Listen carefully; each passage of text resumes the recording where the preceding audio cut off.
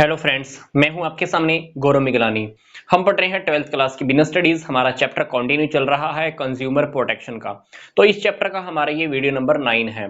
पहले के 8 वीडियोस में हमने क्या क्या स्टडी किया है उसके लिए मैंने आपको एक प्लेलिस्ट दी हुई है इसी वीडियो के डिस्क्रिप्शन बॉक्स में। तो आइए अब हम बात करते हैं कंज्यूमर प्रोटेक्शन एक्ट 1986 के मेन प्रोविजंस के। कौन कौन से मुख्य प्रावधान हैं जो कंज्यूमर प्रोटेक्शन एक्ट 1986 के अंडर में आते हैं।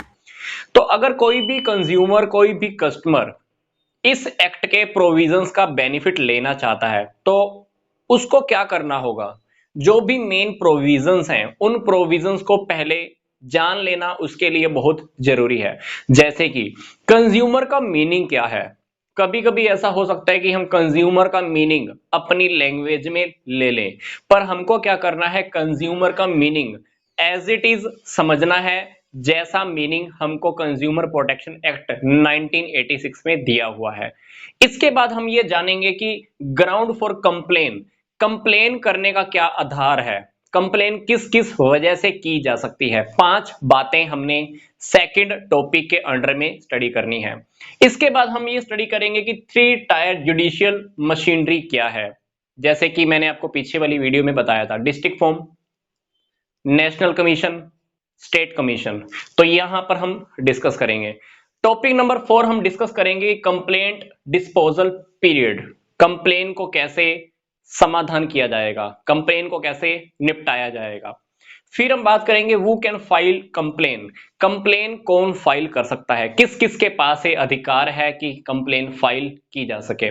फिर बात आएगी against whom can be complaint be filed, complain किस किस के अगेंस्ट फाइल की जा सकती है। फिर हम डिस्कस करेंगे कि कंप्लेन की फीस, अगर कोई कंज्यूमर कंप्लेन करना चाहता है तो उसकी फीस क्या होगी। ये टॉपिक हम टॉपिक नंबर 7 डिस्कस करेंगे। फिर हम डिस्कस करेंगे कि relief remedies for consumers, consumer को क्या रिलीफ मिलने वाला है, क्या समाधान मिलने वाला है। इस टॉपिक के अंडर में हमने छोटी छोटी 9 बातें, 9 छोटी छोटी बातें हमने डिस्कस करनी है। तो इन सारी बातों को जान लेने के बाद आप कंज्यूमर प्रोटेक्शन एक्ट का बेनिफिट ले सकते हो। तो आइए हम सबसे पहले ये जान लेते हैं कि कंज्यूमर प्रोटेक्शन एक्ट 1986 के अकॉर्डिंग कंज्यूमर का मीनिंग क्या है, कंज्यूमर का अर्थ क्या है, किसको हम कंज्यूमर उपभोक्ता कह सकते हैं।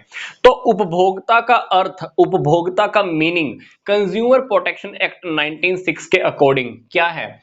ही बाइज गुड्स और हायर सर्विसेज फॉर कंसिडरेशन, हर वो व्यक्ति जो गुड्स या सर्विसेज को खरीदता है एक कंसिडरेशन के बदले। मान लो मैंने किसी को पैसा दिया या पैसा देने का मैंने प्रॉमिस किया, या आधा पैसा दिया और आधा पैसा देने का प्रॉमिस किया, तो डेफिनेटली एक कंसिडरेशन तो है, बदले में मैंने क्या लिया, गुड्स या सर्विसेज। तो उस व्यक्ति को हम क्या कहेंगे, कंज्यूमर कहेंगे। पर इसके अंदर हमने उस पर्सन को इंक्लूड नहीं करना है जो प्रोडक्ट या सर्विस को खरीदता है दोबारा बेचने के पर्पज में या कॉमर्शियल पर्पज के लिए खरीदता है।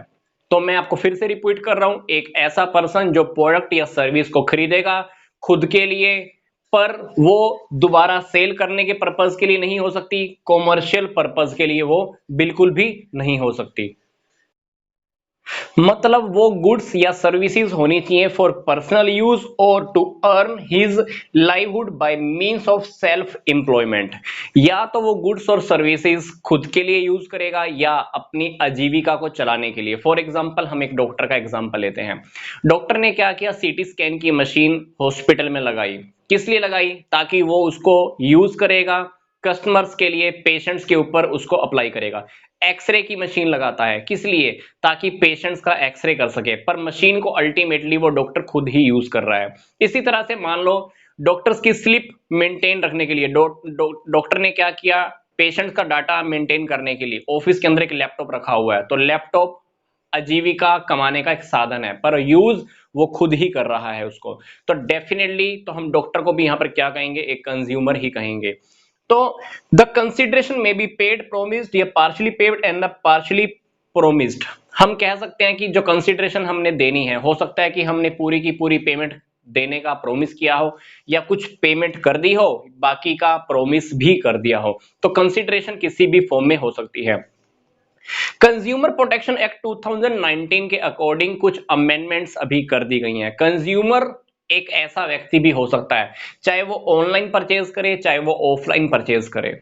आजकल आपको पता है कि ऑनलाइन ट्रेडिंग का जमाना आ गया, हर कोई ऑनलाइन खरीदने में लगा हुआ है और कहीं ना कहीं ऑनलाइन लोगों को प्रोडक्ट परचेज करने में सर्विसेज के अंदर भी धोखा हो ही जाता है। तो कंज्यूमर प्रोटेक्शन एक्ट 1986 को रिप्लेस कर दिया गया है, उसकी जगह पर आ गया है कंज्यूमर प्रोटेक्शन एक्ट 2019। इसमें ऑनलाइन और ऑफलाइन परचेज करने वालों को भी कंज्यूमर का ही दर्जा दिया गया है। अब चाहे वो टेली शॉपिंग के थ्रू परचेज करे, चाहे डायरेक्ट सेलिंग के थ्रू परचेज करे या मल्टी लेवल मार्केटिंग के थ्रू प्रोडक्ट या सर्विसेज को उसका बेनिफिट लेता है, तो उस पर्सन को भी हम क्या कहेंगे, कंज्यूमर कहेंगे। तो अभी हमने क्या करना है, जो हमारा करंट एग्जाम का पैटर्न है उसके अकॉर्डिंग हमने जो डेफिनेशन देनी है वो यही देनी है, क्योंकि ये डेफिनेशन कंज्यूमर प्रोटेक्शन एक्ट 1986 की है। कंज्यूमर प्रोटेक्शन एक्ट 2019 अभी तक बुक्स में अपडेट नहीं किया गया है। तो ये हुआ हमारा कंज्यूमर का मीनिंग, ये हमको जानना बहुत जरूरी है। एग्जाम में अगर आता है तो यही डेफिनेशन कंज्यूमर की हमको लिखनी है। तो नेक्स्ट वीडियो में हम डिस्कस करेंगे कि कंप्लेन करने का क्या आधार होता है। 5 छोटे छोटे टॉपिक है पर बहुत इंपॉर्टेंट है, ये हमारी नॉलेज के लिए भी बहुत जरूरी है। ऐसा नहीं कि बिजनेस स्टडीज के पॉइंट ऑफ व्यू से, डेली रूटीन की लाइफ में भी हमको पता होना चाहिए कि हम कंप्लेन कौन कौन से बेस पे कर सकते हैं। तो मिलते हैं अब हम नेक्स्ट वीडियो में, इस चैप्टर को हम आगे और कंटिन्यू करेंगे। तो यहां तक का वीडियो देखने के लिए आपका धन्यवाद।